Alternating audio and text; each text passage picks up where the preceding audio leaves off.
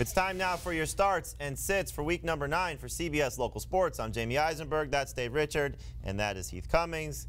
Hit me with a start quarterback for this week. Well, it's going to be what everybody expected. Week 9 of the NFL season, Ryan Fitzpatrick. You got to love that he's back under center for the Tampa Bay Buccaneers. Decent matchup against Carolina. You know he's going to throw and put up lots of points. He is a top 10 quarterback.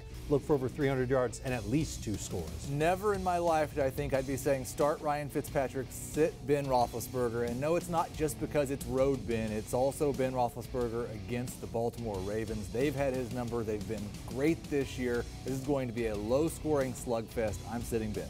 Well, if that's the quarterback decisions, what are we doing at running back? We are starting Nick Chubb. This Kansas City defense has struggled mightily with tackling. Nick Chubb is pretty good at breaking tackles. I think no matter what the game script, I expect 16 to 18 touches for Chubb, at least one long touchdown run. How do you guys feel about Christian McCaffrey, Ezekiel Elliott, and Saquon Barkley? Pretty good running backs, right? Absolutely. Against Washington, none of them scored. All of them averaged lower than 3 yards per carry. This week, Washington goes up against Devin Coleman, and he's a running back that you absolutely positively cannot start with confidence in week number 9. He's averaged about 12 touches per game since Devontae Freeman's went out. He is not the featured back in Atlanta. He is going to disappoint you. Give me a wide receiver we can start with. I love Devin Funchess, and I know last week it was DJ Moore's coming out party, but I think the Panthers bounce back with Devin Funchess. Great matchup against Tampa Bay. That secondary is terrible.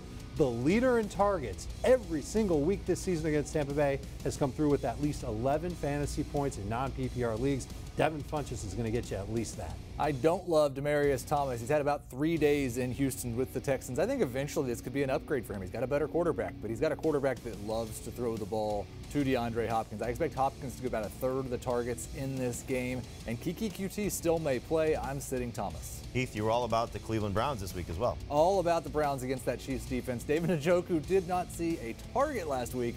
That's going to change this week.